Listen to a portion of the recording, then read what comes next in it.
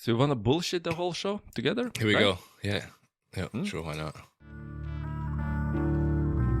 This is Ben from Common Knives, and you're listening to the High Carbon Podcast.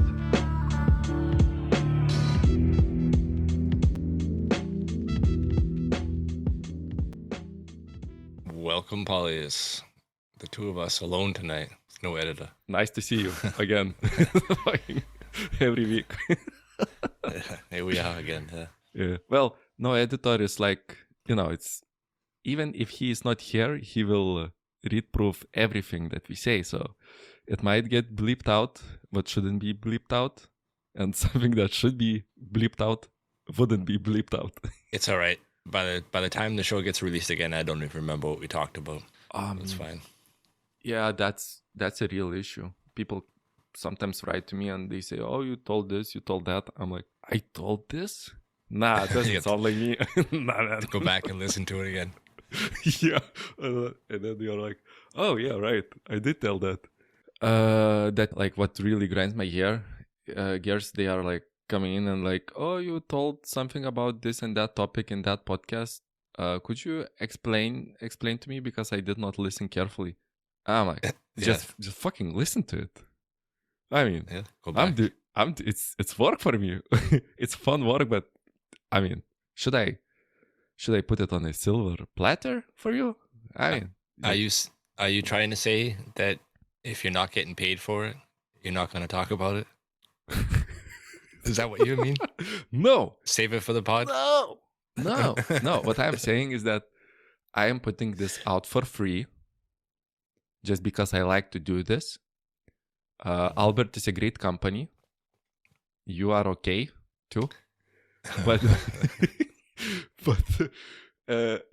but I don't. I should not work for even more on the content that You can hear how hard it is. Yeah. Yeah. He's getting frustrated. I like to swallow. Yeah. Just listen to it, guys. Just fucking. I mean, this is on Spotify. It's all labeled now with chapters and shit like that. Spotify has been going weird too on me. If I go to my saved podcast, it usually shows you like immediately when a new podcast is released. And it shows me now I get like message, a new podcast is out, and you go look at it. It's like sometime in August or something. So it's way behind. It's been like that for the whole week. For some reason. Getting notifications? Yeah, I get a notification, but it hasn't been working lately. And I've done everything. I've already like logged out. I've deleted it, the whole thing from my phone. I've tried it on my computer too. They're both of them the same way. They're both synced up right now. That when I get a message that a new podcast comes out, it's from like August, and it's not showing the newest episodes. I mean, that's like, this is how my Spotify has been for like years. I am never getting notifications, and I know when a podcast is coming on, like, let's say Tuesday or Thursday, I'll just go to that podcast and here it is. It's on the top in the episodes. But when you're looking at all of the podcasts, it shows exactly the same as you're talking, a bullshit date that is somewhere back. Right, even if they are sorted by the newest first that are released. Yeah. So it sucks, man. I thought that was a glitch from like an update or something. But if yours has been like that for a while, that's crazy because I pay for mine. I pay for like the family thing because my kids listen to it and we have it like hooked up to our like Google Home speaker in the house and stuff. So that's a pain in the ass. You won't believe it, but I am paying too. I'm paying for it too. My goodness, must be some good content on there. It's pretty good. Yeah. Oh, the best thing is actually that I don't get any ads from podcast publishing platforms, and I just recently got like people told me that when they listen on paid Spotify, they don't get Spotify ads, but they get ads in other podcasts, and these podcasts also have sponsor spots. I would not imagine like paying for Spotify service and still getting a shit ton of ads.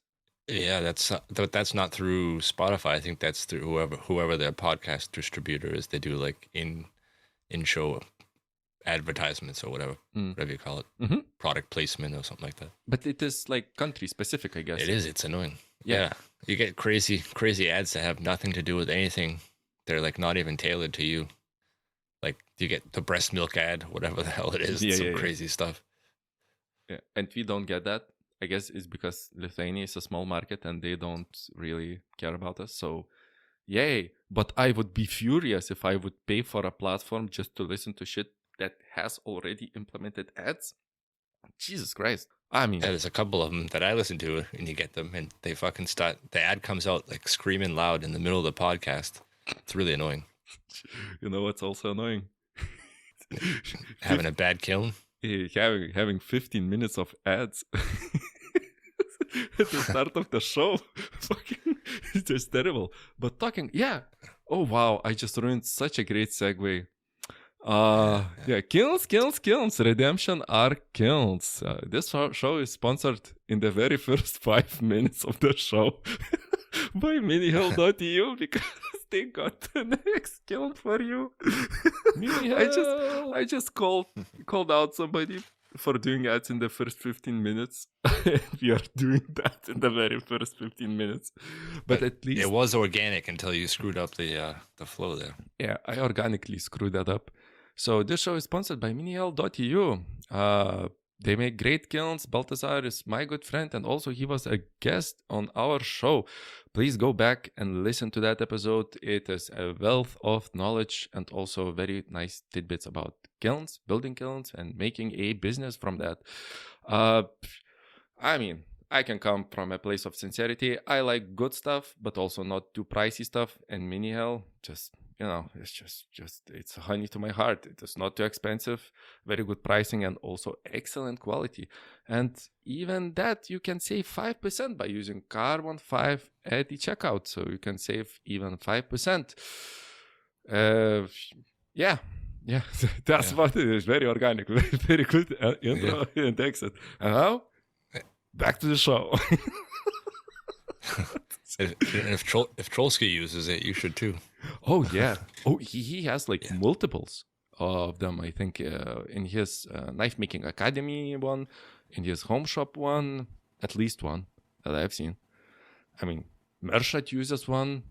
I cannot pronounce the other guy's Instagram handle, but also just recently got from, I guess, Messer Material, a distributor of Minihill. So, I mean, the people are just, buying them. Right. It's a great Carbon 5, right? Yeah, Carbon 5 at checkout. Say 5%. I think that's why Albert's not here tonight. He was trying to get a custom made one, and I think he's measuring out the size of the kiln he needs.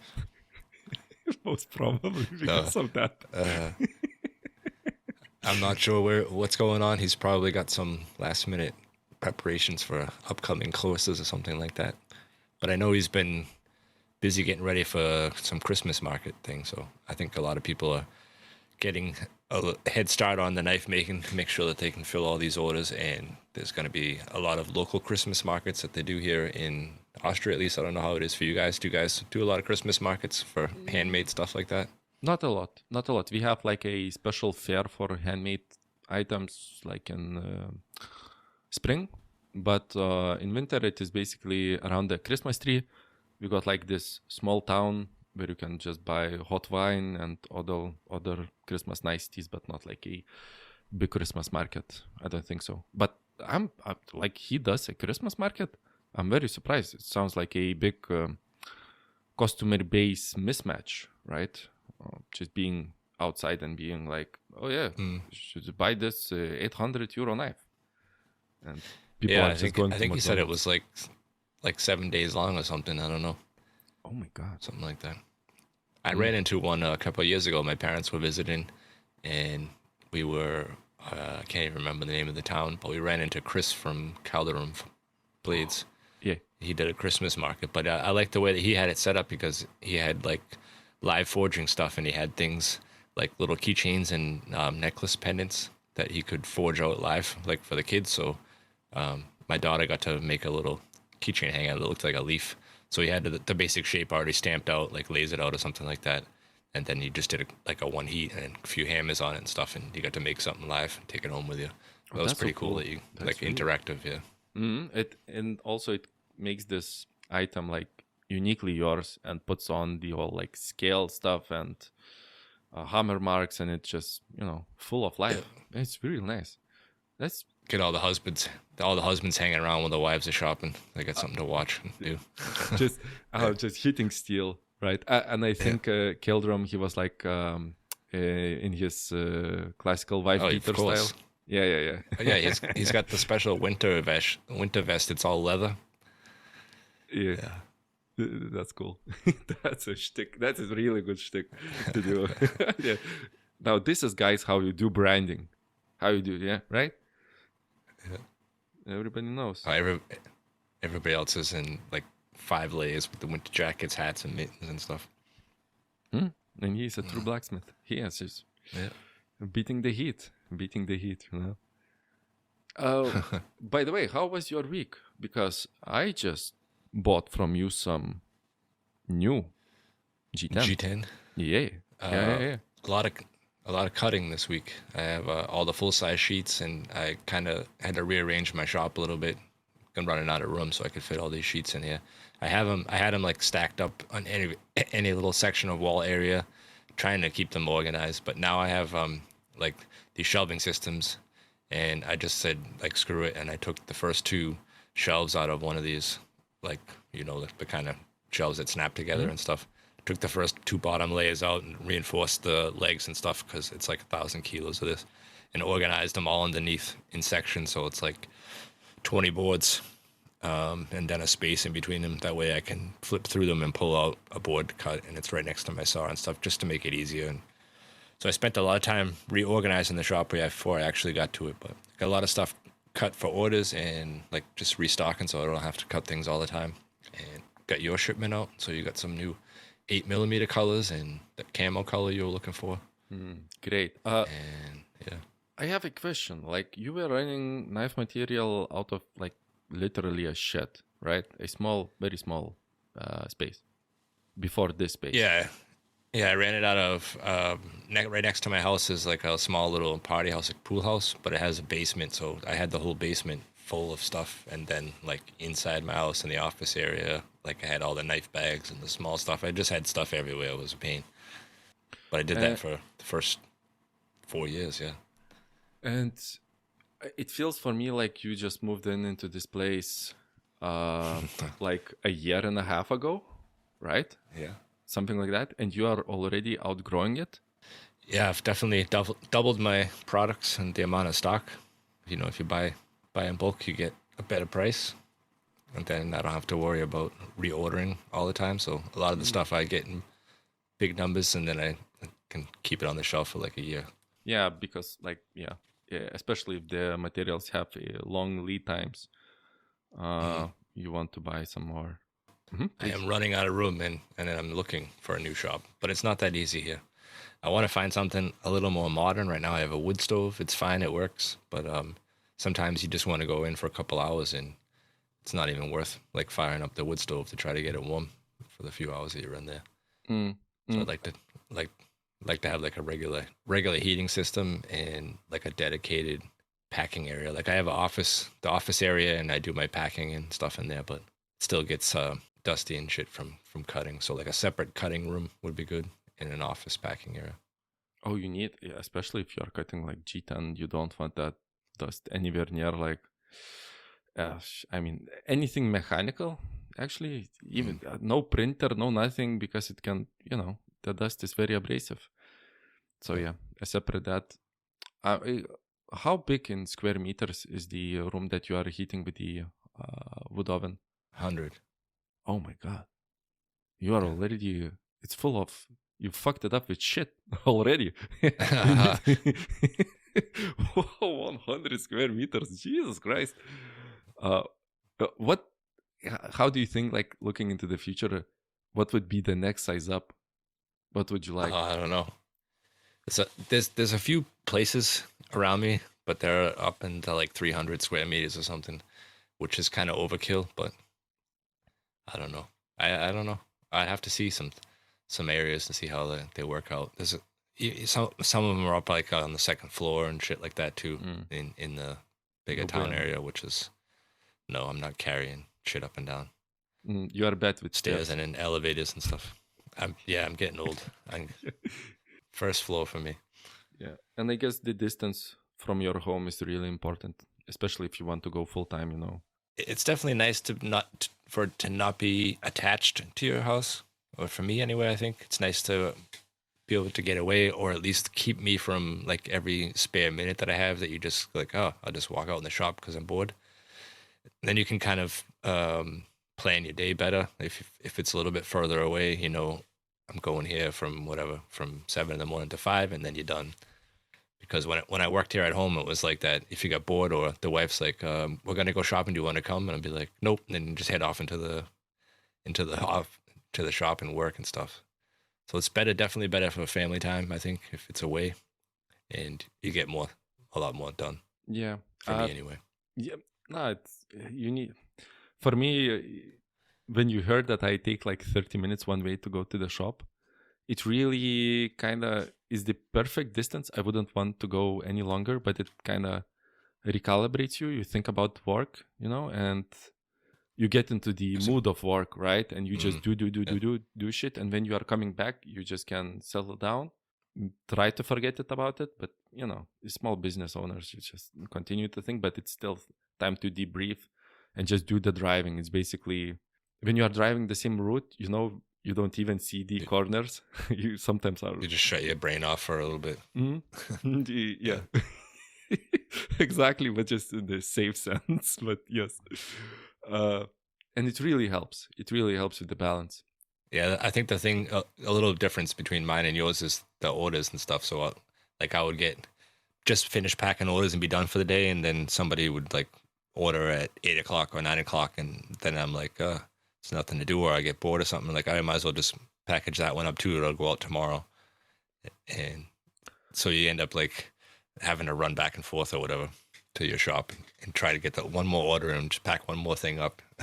Because you just want to, you don't want to start the next day with having that order in there. You want to get it done, and then you have a smaller checklist tomorrow, which you can actually do. It's just nice. Yeah, I feel it. I feel it like in the middle of the day when I get an order, I have this huge temptation. I'll just go package it, sharpen it, put on the paracord or the handles, and yeah. And fulfillment, I think Dimitri talked about fulfillment, how it sucks ass. It really sucks ass. It looks like you just put in the box, put shit in the box, put it on the label, and just send it out. No. It takes a while. Yeah, and it breaks you up from like your train of thought or whatever you were doing at the moment, and then you're on the computer and you fill out, you're gonna print the label, and somebody sends you an Instagram message, and before you know it, you're watching like 10 videos in a row, and it just like breaks everything up, ruins your fucking day. It doesn't. I mean, it's not that horrible, but you know what I mean. It distracts you.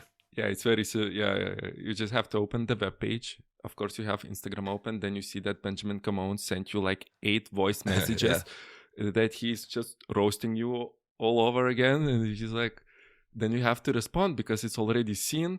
Then you are drawn into 4-hour fucking conflict between Lithuania and Austria again, and and then you're like, okay, now I have to print the label, fill out the form, fill out the duties information, and etc., depending where it's going, and just double check everything, because it's the last time when you will see that knife when it's new, and you need to check everything to be sure it's it's going out how it's going out. So how does your order thing go through? So because a lot of your knives are not like put together yet, because you offer the different handle colors and all that stuff.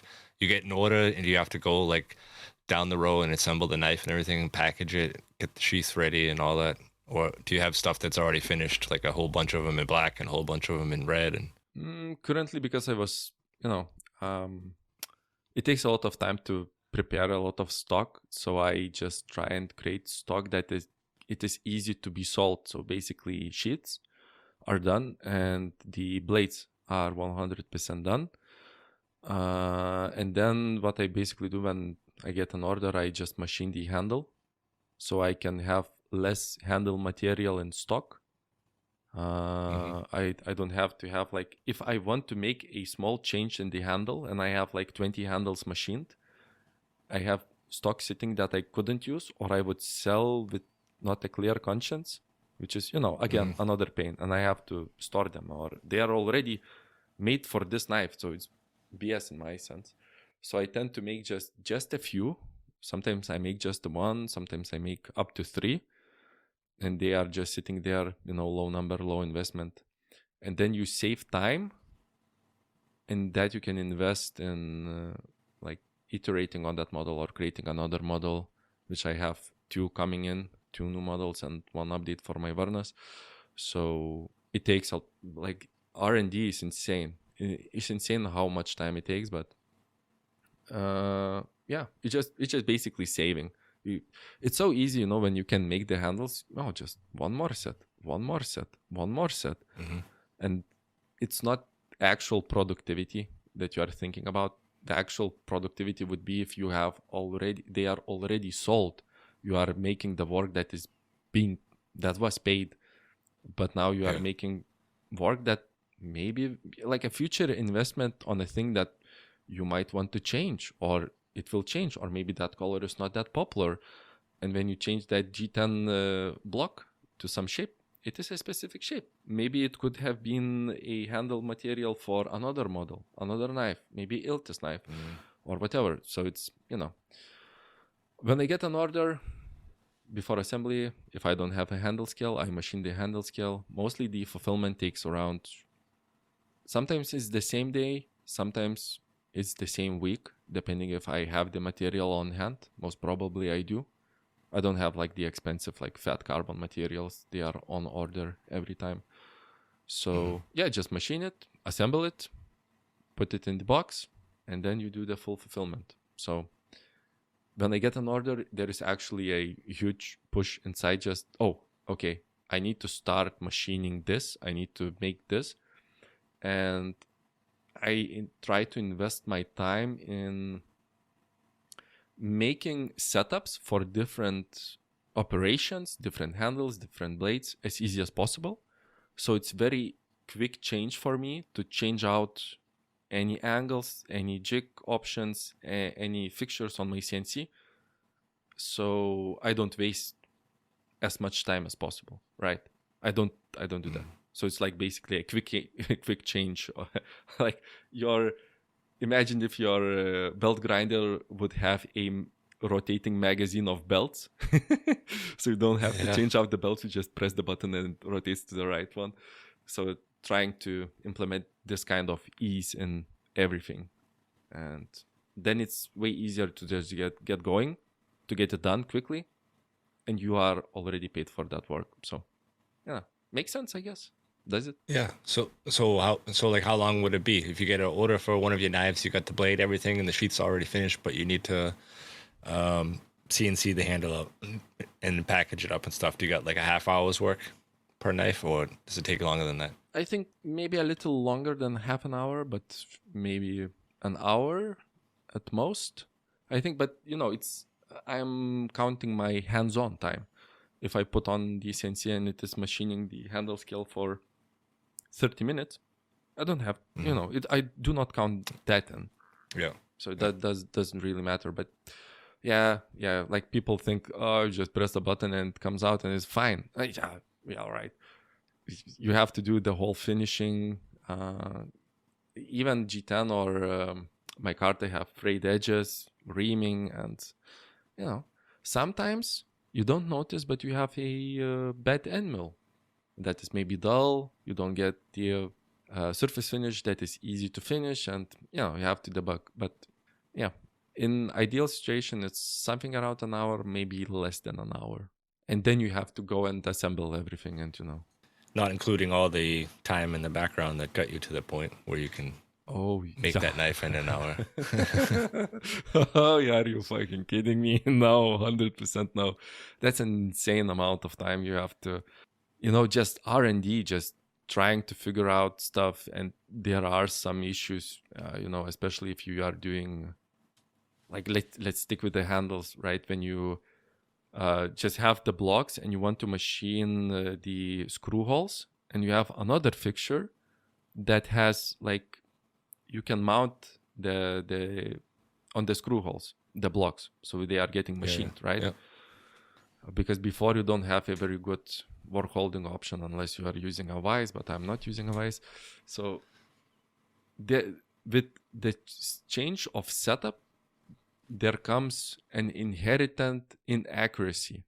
No matter what you do, it will be inaccurate, but it really depends how inaccurate it is. Is it a 1,000th of a millimeter, or is it half a millimeter, which is freaking huge, right? Those are production tolerances. Yeah, exactly.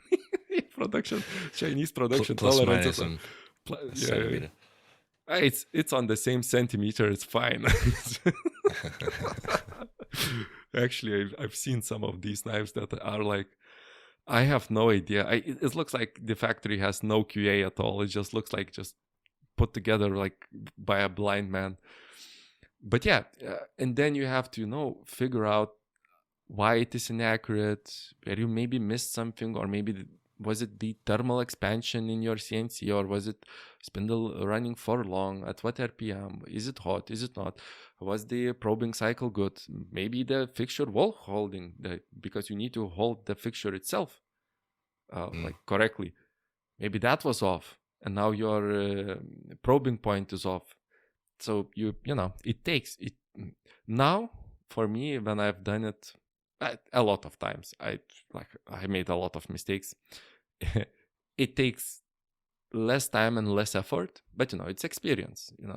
It's what you expect, right? Yeah, it's R&D.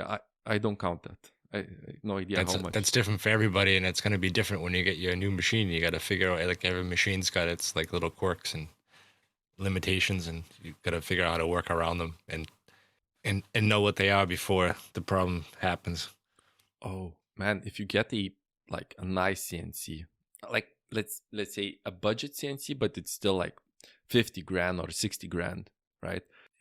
60 thousands euros, right? The machine is capable of breaking itself if you make a mistake, and it's not cheap to repair. It's no. On some style machines, I think I heard like the X7, the spindle, if you can have just a pretty strong Z crash down below because you set the 0 point wrongly, and that's so easy to do. A new spindle costs like 29,000, something like that. I mean, just for one mistake, and my current machines, they cannot break themselves. Or if I can fix them now, it's fine. They are not that expensive, But when you are getting into the higher, because you want to climb the ladder, to make something better, you need to get better machines. They are more expensive, but the margins on doing mistakes, it's better to have a shit machine and make all the mistakes right now, and then try and not mistakes on the expensive machine that is next. Yeah, I had a friend of mine who bought a used CNC machine, those ones that are like in their own cabinet with the cooling, with the cooling systems on them and everything, and it had like a tooling head changer.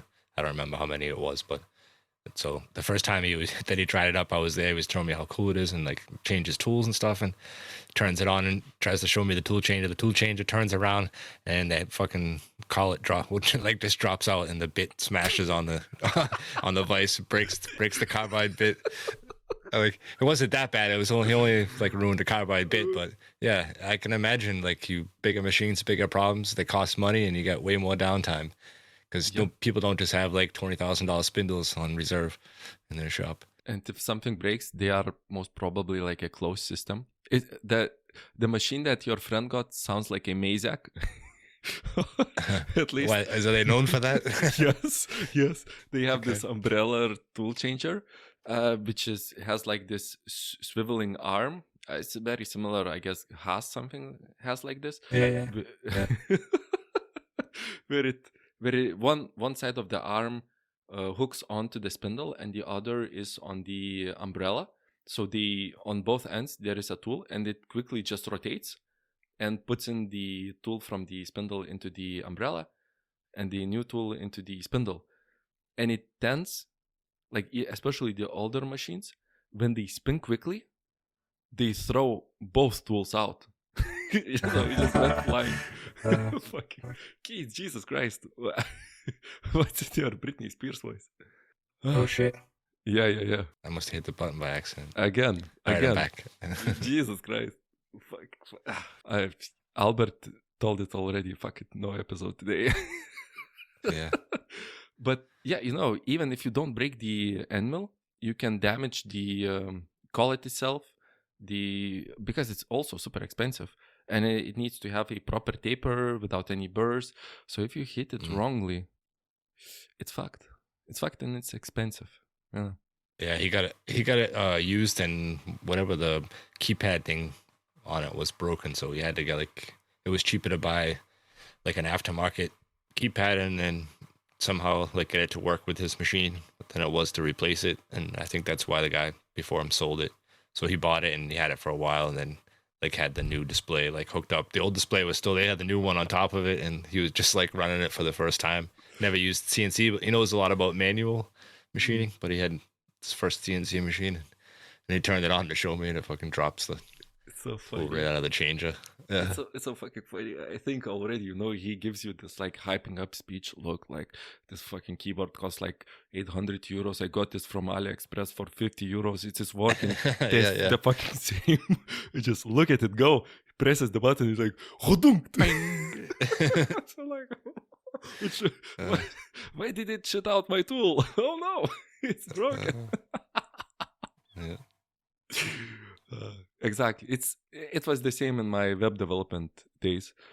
It works perfectly on my machine, but when you have to, you know, demo it, show it to somebody else, it's fucking it never works. We were on a roll for a little bit.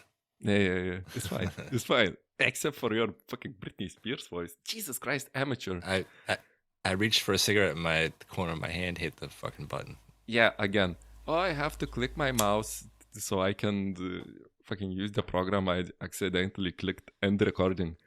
Now I wanted a cigarette and I clicked the same fucking button but just activated my Britney Spears voice.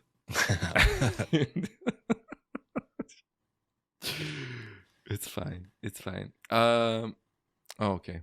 I just wanted to ask, maybe you want to talk about it on the air. Maybe hype it up. I heard you recorded an episode behind my back. I did. I don't know when it's coming out or if it's coming out as a low carbon episode, but we got a little talk, me and Matt last night, the original host from when we were that work for a Europe podcast. So a little checkup, see what he was doing, and we'll get that on the air at some point. I don't know if it comes out before this episode or after. We have to talk to the editor and see what he says. But maybe if you do the low carbon episode, maybe you can bypass the editor and just go like, you know, whoops, I posted it accidentally. Sorry. Well, that's what Matt wanted me to do. No editing, just put it out, he says. Hey, I mean, it's the man's wish.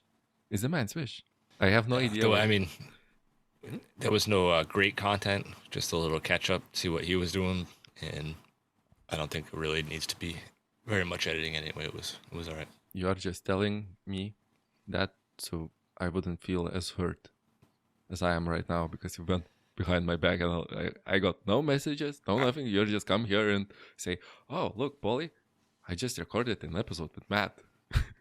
I was just talking to Matt and like my hand accidentally hit the record button and we made an episode. I don't. No, yeah. Accidentally we just talked for 2 hours and you know it was pretty good, but it wasn't funny. We did not have any fun, you know. It wasn't that great. Don't worry, Pauli, that's just an accident. It slipped in, you know. It's just next time I talk to somebody, I'll check with you first, make sure it's okay. I have a conversation. Thank you. That's what you wanted to hear. If you talk with somebody on air, then I want to know it. I'm the social media manager for us.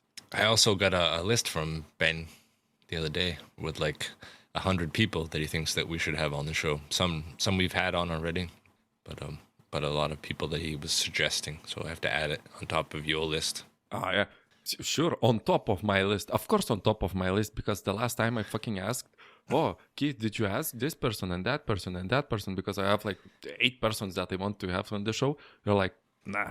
And he wants me to get like Joe Rogan on. Yeah. Barack Obama. He's shooting big. Yeah. I mean, sky is the limit.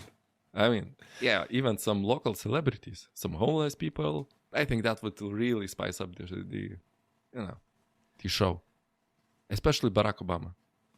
At the same, that you don't agree? You don't have connections to him because you are American? It's a small country. No. Nope. Sadly. It's a small country. Shooting my shot. So now I understand. Now my list is down below, and now on top of it, it's Ben's list. And now when you go through all the 100 names, you will maybe consider anything from me. Look, listen. What I pick somebody to come on the show, it's usually like Monday for them to come on Thursday, or sometimes a week before. Depends on, I don't know. Like as soon as you get somebody booked, you're just like, I don't need to worry about it. Everything's fine. I still got a week's time, and then before you know it, it's like a couple days before the podcast comes out. On top of all the other crap that you do. And a lot of times you run into the problems where people, like the guest that we were supposed to have tonight, couldn't connect. So we doing it just the two of us, and it just so happened that Albert couldn't make it tonight. But stuff like that happens, and a lot of times they don't have the equipment, or they don't have headphones, the right headphones or microphone. So it's not so easy. We did talk about maybe shipping a microphone around, but in Europe, shipping gets crazy. In some countries, it's like if I had to mail you a mic, it's like $20, and then they have to send it on to the next person. So that's $40 to have one episode. Mm-hmm. You know, maybe if we had some more sponsors, we could take care of those costs. No, I have some ideas, but in time due, I'm just getting my feet warm doing the mini hellhead. You don't want to fuck up the show with like a ton of sponsors, even though I tend to, I just reach out to the companies that I work with, that I love, that they have great service, and I say, look, maybe you can help me, we can help you. Everybody wins, and I am promoting something authentically that I love. And, but on the other hand, me as a listener from other podcasts, Jesus Christ, when they have like 8 sponsors, yeah, everything is great to them. Everything is nice. Everything is the best. Epoxy this, grinding table that, grinder this, get belts from there, Farrier this. Oh my God, just give me some content and not a sponsor spot. I mean, I don't want our podcast to become that, but I have a price. If they pay enough. Everybody's got a price. No, but I that's true. I think it's good that you work with, and most of our guests are running the mini hell. So when you do an ad read or when you talk to them, you get actually like somebody that knows what they're talking about, that's been using the product for years, most of them, and some like genuine feedback. And we've even had people like say things that they don't like about it, or that they wish it was an option. And I'm sure Baltazar will listen to those options and the feedback from the people that are using it. Yeah, he does. He does listen. He's a great dude. Yeah. But to our listeners, this is not a requirement. If you want to come onto the show, you don't need to have him. You don't have to have mini hell. But if you do, maybe your chances are a little bit higher. But also, when you are saying like it's a lot of things to deal with. Right, you are running a small business, and also you are doing a podcast, and you don't have just to show up here. Albert does the editing, you book the guests, and booking the guests is like, as you said, maybe you have to worry, maybe you don't have to worry, right? And on top of that, then you will have to ship a microphone, deal with other knife makers to ship it, to properly package, and as Mershat said in the last episode, they seem to trust God. That was a good one, yeah. Yeah, I loved it. It was so good. Mersha, that was a great one. And also, maybe when it comes to the other guy, he does not fucking know how to connect to the computer, and you just wasted like 20 euros shipping there. Then you have to ship it another place, and yeah. if you do it that way, I think you can't rely on just one microphone because, like you said, you get one person that's like, "Oh, my car broke down," or my wife got sick," or "I'm gonna ship it tomorrow," or fucking everything. You hear everything, right? So you got to have like two of them in circulation to make sure that it gets there on time for the next episode. Yeah. Sorry, I cannot make it. My dog shit on the carpet. I cannot walk in that direction. But yeah, you hear everything, right? And you kind of understand because maybe sometimes people don't want to be rude, but they are also running a small business, and it's sometimes for people it is overwhelming. Just a lot of shit is building up, maybe burnout, maybe that, but that does not mean that they are dependable. They are sometimes not very dependable, to show up and record. But it's just life. It's just life. Chaos is in perpetuity. It just happens and happens and happens. But and on top of all that, I've been doing all the Clean for Good stuff, and I finally sent the last video out. Ticket sales go on in like 2 hours right now while we're recording. So it's nice to be finished with that. The next thing is I got to take care of like shipping and figure out where all the winning knives go to. And then I'll be done with that for about 6 months before we start into the next one again. Wait. That's been a lot of work. Luckily, I'm home right now on sick leave, so I've been able to put together like all the videos and email and with the makers and making sure everything works the way it's supposed to. I think we got it cleared up a lot more this year than it was last year with the ticket sales, and we have the actual like link posted, and it's in German and in English where you can buy the tickets. But you still get people sending me messages asking. There was one guy on there today. I don't know if it's a language thing or something, but he read it and said that you can win one of 22 knives. And he's like, what happens if somebody buys 22 tickets all at once? And like, he was serious. Like, he thought he was going to win 22 knives for 220 euros. You know what I mean? He's like, there's only 22 tickets to buy. What happens when somebody buys all of them? And I'm like, what? What? Have you ever like done a raffle before in your life? No. Have you ever been part of something like that? Was? Or he's always just trolling, and he wants to hear like people's reaction. I don't know. I have a question. You will get an annoying question live on air. But first of all, I want to say that you are. We should call it like how it is. You are not on sick leave. You are actually on like maternity leave, but you are giving birth to your company. Yeah. Makes sense. Yeah. Because that's a long ass sick leave. Good for you, man. And my question is, they are actually going like in 2 hours today? They go live at 12. Yeah. Like at next 12, day. Yeah. 31st, Yep. right? Right. And can I pay by PayPal or whatever? You can pay. Money's money, right? However you want to pay. Excellent, because I really Credit card. I will buy one. You would not believe, but I will buy one ticket and hope to win. One ticket. Yeah, I don't need more. Whose do you want to win now that you've seen them all? My mind says it should be Gabe Fletcher. I would go crazy if I would get that knife. But when I fell in love with Nippenberg's work. Yeah.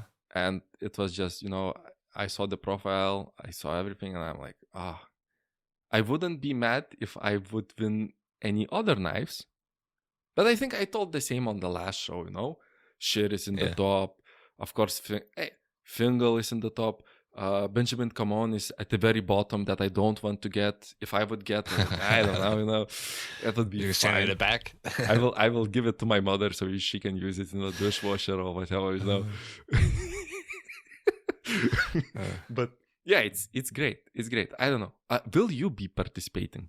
I did last year, and then I won it, and I felt bad, and I'm like, it looks like I just like, yeah, he rigged it. He won a knife. Like I never fucking won anything in my life, and then I host the raffle and win. I'm like, I raffled it off again, and it just happened to be that I won Albert's knife, and I think he was probably still mad at me to this day that I didn't keep his knife, but I couldn't do it.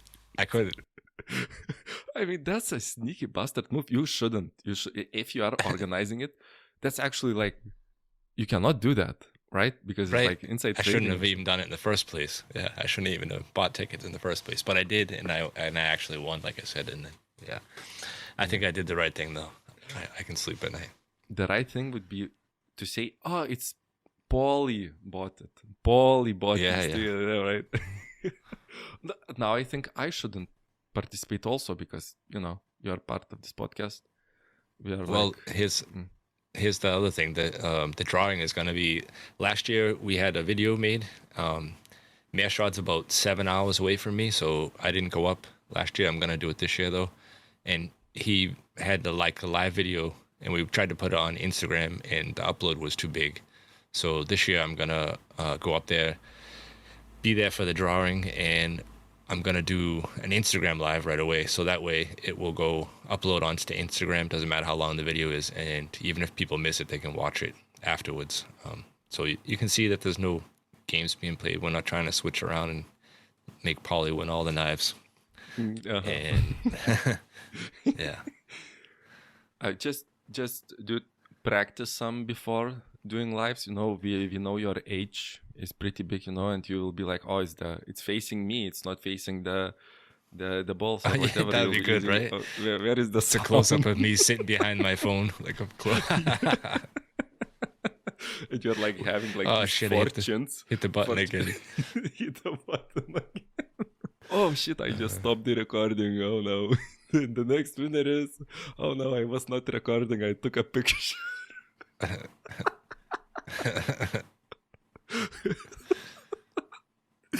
So yeah, just practice a little bit, and you will be getting it done then. Yeah, gotta get it done somehow. Oh, that'll be funny. But I talked with Meerschad yesterday, and got a hotel room at the place that he works at. I guess it's a family friend of his that had bought this hotel, and he helped like refinish it and stuff. So he's pretty high up there with the owner, and he got me a free room for 2 nights. That's nice. I probably, nice. Yeah. Oh, nice, how do I get one too? I think he invited you. That was it was kind of implied, maybe. I think you're like, I heard you got this guy for your room. What's going on? Yeah. I know. It's courtesy. It's fine. We'll go there.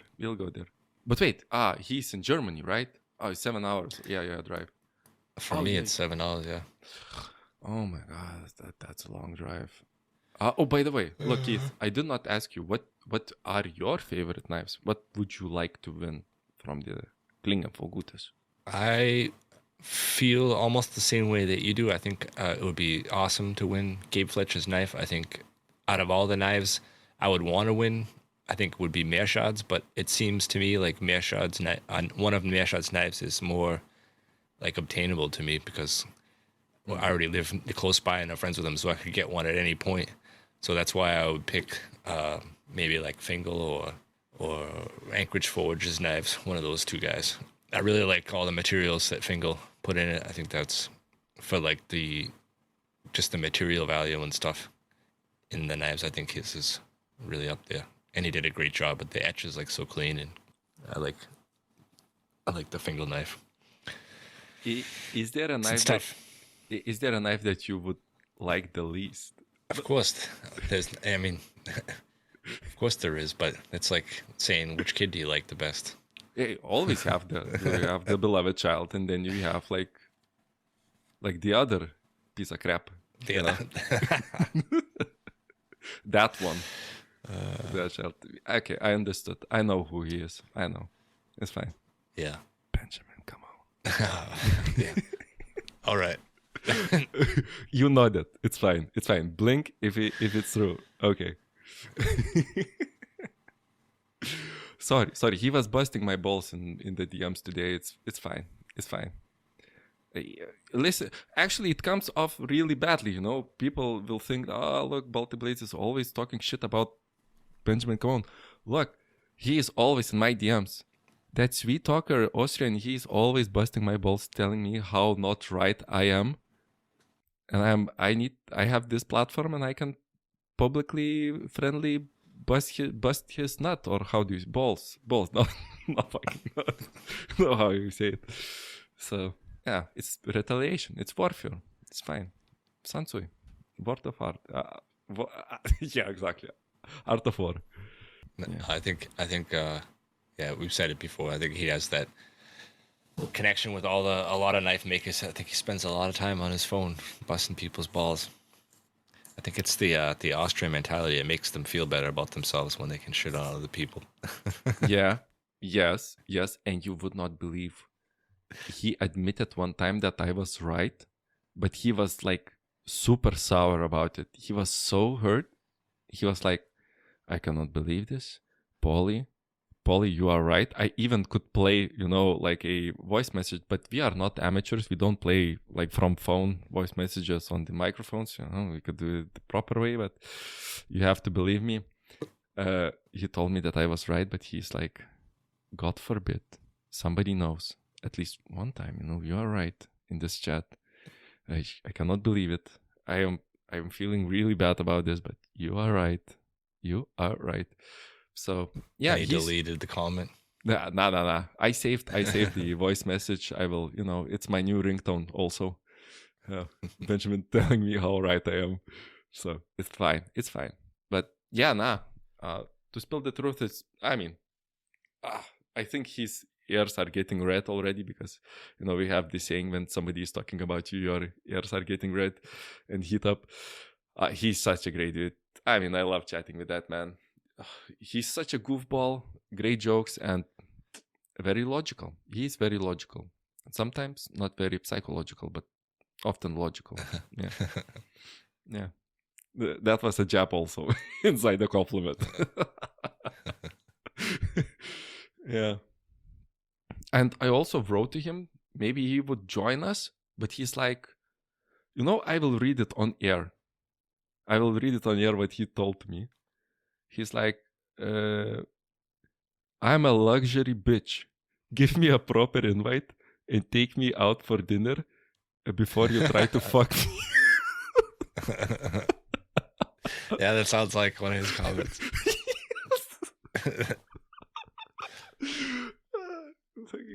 So no, he did not agree to join. It was too spontaneous for him. It's fine. At least I got some content out of it. We'll get him back on again someday soon. It's been a while, right? Yeah. Yeah. After he shit on us on one of those other podcasts, he did not got turned off. He did not. Okay, you both told me that he shit on us, and I was the only one delusional, thinking, yeah, that's right. He told like, Baltic Blades is very corrosive, and I'm like, you are telling the truth. Yeah, that is right. Thank you for defending me. It's fine. You know what? We should get Nippenberg also, because he got the new shop. I think we talked about that, but we should get Joran Nippenberg.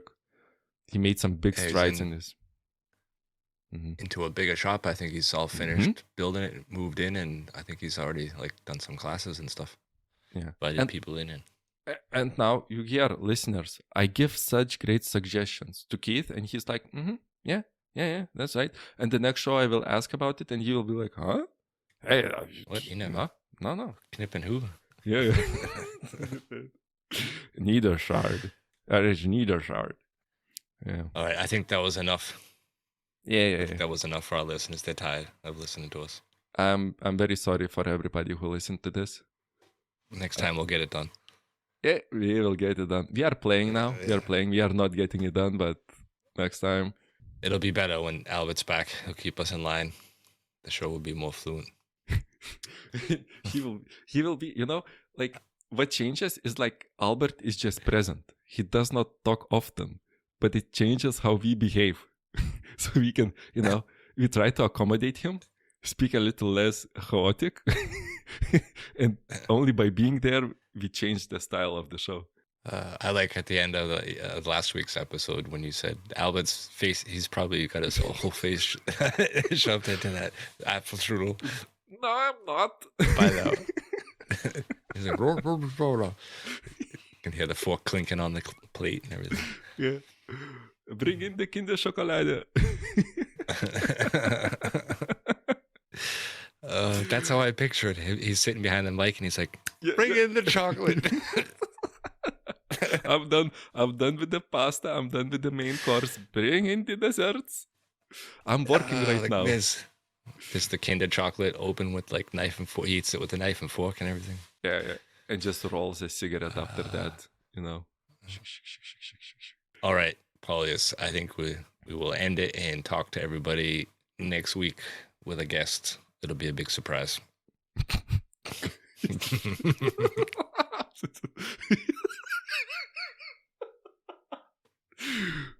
Bye. Tschüss. Auf Wiedersehen.